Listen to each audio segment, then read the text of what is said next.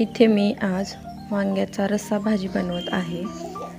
त्यासाठी लागणारं साहित्य पण घेतलं आणि त्यासोबतच वाटण पण.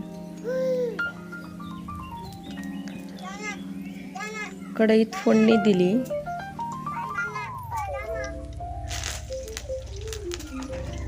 मसाले ॲड करून वाटण टाकलं. त्यात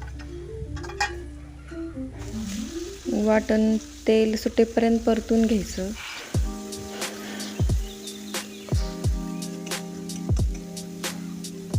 तेल सुटेपर्यंत वाटण परतून घेतलं म्हणजे भाजीला तरी छान येते.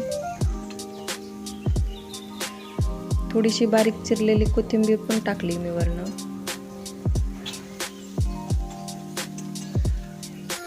तर तेल सुटत आहे.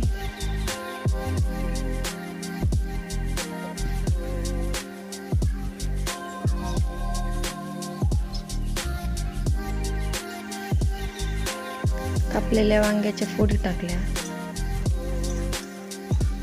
छान असं परतून घेतलं. बारीक चिरलेला टोमॅटो पण टाकला.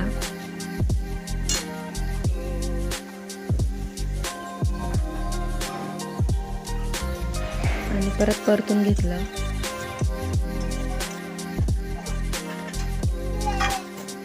पाच मिनिट झाकण ठेवून वाफेवर वाफून दिलं. नंतर आपल्याला पाहिजे इतकं पाणी टाकलं.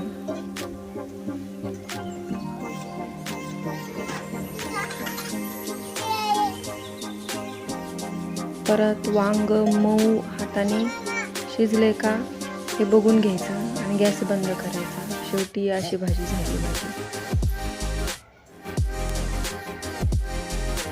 छान मस्त अशी तरी पण आली आहे.